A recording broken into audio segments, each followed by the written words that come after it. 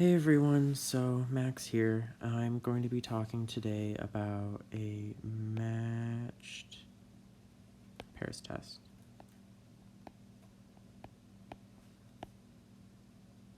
And specifically what a matched pairs test is going to do is, in the future, we'll be talking about a matched pairs test, and we'll be talking about a two-sample t-test. Two-sample t-tests are what's going on this upcoming week.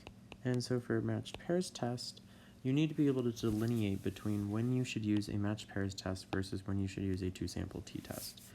So the big case, and this is it. This is like the key, like this is the crux of everything. We use a matched pairs test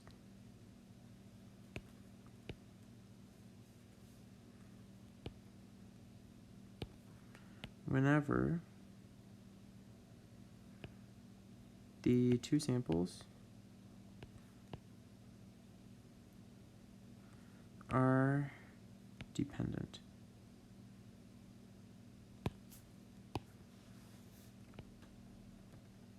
One second. We use a two-sample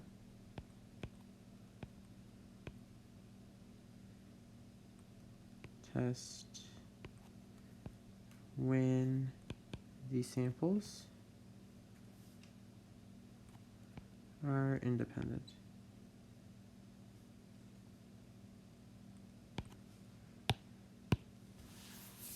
Okay, and the formulae for the t-statistic will vary a little bit, but if you know precisely what's going on here, then you're going to be able to essentially use the right test statistic. Okay, so when you do a matched pairs test, it's just the basic t-test with the test statistic x bar minus mu naught over s over square root of n. But here, this x bar, this mu naught, and the s all come from differences. Okay. The two-sample t-test, you don't process any of the data together. You essentially just perform a two-sample t-test, and we'll talk about this next week. Okay, so this t-statistic right here looks very similar, but these all come from differences. So if we were to look at the data up here, you would see that we have the try one, try two, try one, try two, right? And we have the gain, right? So this is taking the difference in all the data points. And notice that these standard deviations right here were not subtracted from each other, right?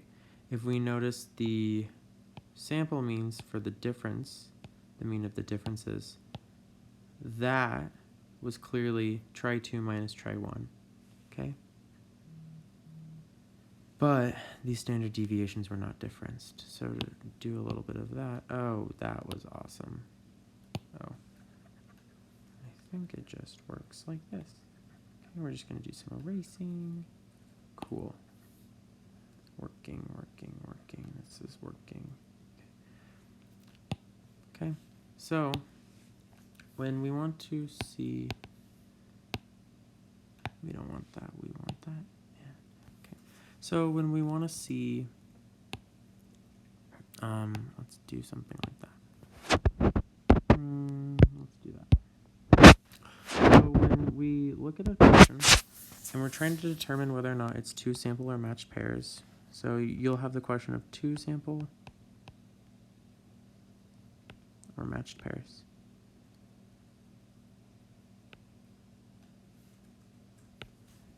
And it will, of course, be a matched pairs if you have this independence violation.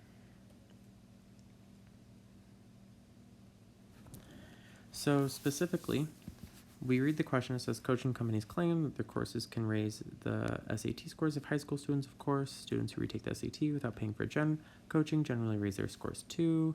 Random sample of students. One was 427, one was 2733.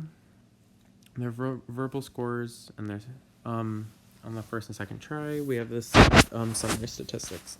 So you look and you have to figure out, well, am I going to use try 1 and try 2? Or am I going to compare these? Or am I going to compare these? Or am I going to compare these? There's a lot of different things that could be going on here. So first thing you do, of course, read the question. It'll say, is the sample significant when considering the following question? Do coached students increase their score? So that means we can immediately start ignoring this uncoached portion. Okay? And then what we can do is we can start just looking at the coached portion. And now we have to look at, do we do try 1, try 2, or gain? So because try 1 and try 2 are dependent, so I take the SAT once, and in order for me to have a second try on the same test, I have to take it once before. So these samples are not independent. Furthermore, there's a lot of reasons why taking a test once and then taking it again will raise your score, because you're more familiar with the format, you're familiar with the test. There are a lot of reasons that the independence is violated. So the independence is violated between samples. Hence, use the differences.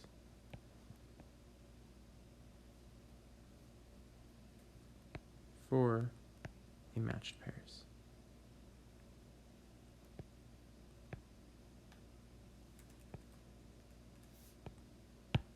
Okay. And one thing I want you to notice is, again, these S's, clearly 97 minus 92 is not 59, which is fine. But this comes from the fact that S is equal to 1 over n minus 1, summation I is equal to 1 to n, xi minus x bar squared to the 1/2. Okay, and you have to subtract all these xi's and the x bar and all this business. And that is specifically when you have dependence, the variance of x minus y is equal to the variance of x minus the variance of y plus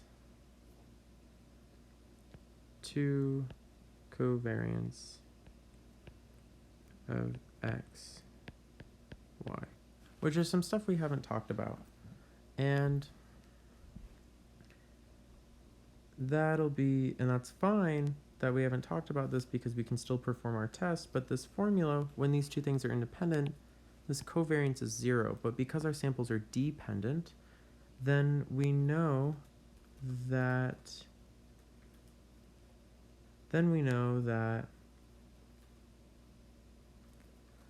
this should be a negative y right here, sorry. Then we know that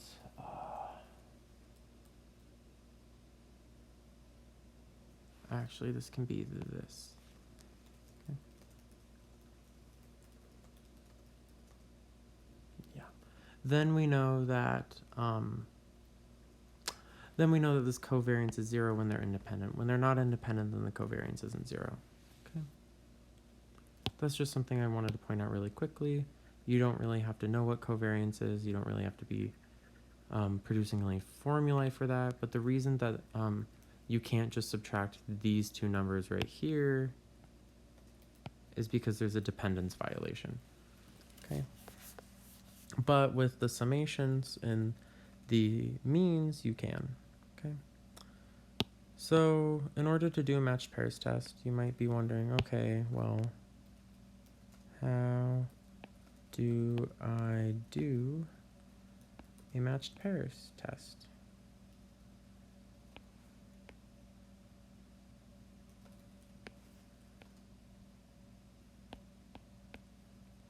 Well, My answer is it's the same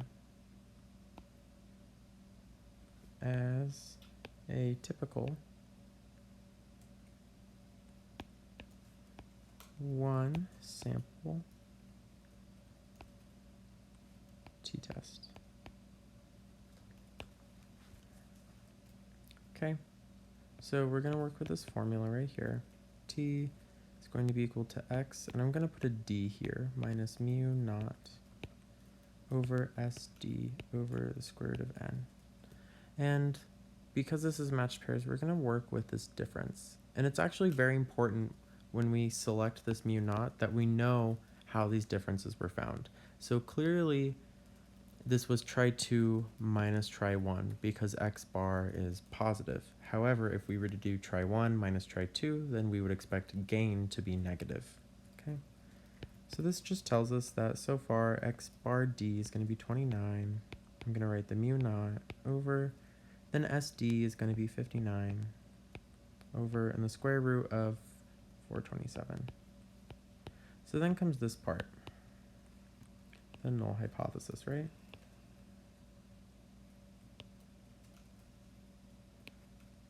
Okay. So this means we have to think about what h naught is and what ha is. So because we're thinking about differences between all of the data, we have to think in terms of differences for our null hypothesis. So the thing that we're trying to show is, do the coach students increase their score? So if we think that, yes, they do increase their score, okay, because this is what the coaching company is claiming, okay, we would say that the mu of the differences would be greater than 0. And the reason this is because if there's no difference between two things, when you subtract them, your mean will be 0. If there is a difference, it will either be positive or negative. It just won't be 0. And because we're asking if they increase their score, and we took try2 minus try1, we're going to expect it to be positive. So this implies that our h naught, so if it doesn't increase their score, the opposite is either decrease or not change it. Okay? So this would be that mu d is less than or equal to 0. This implies that we'll let mu naught equals 0. So this gives us t is equal to 29 minus 0 over 59 over the square root of 427. And you then proceed with your t-test as normal. And that's how you do matched pairs.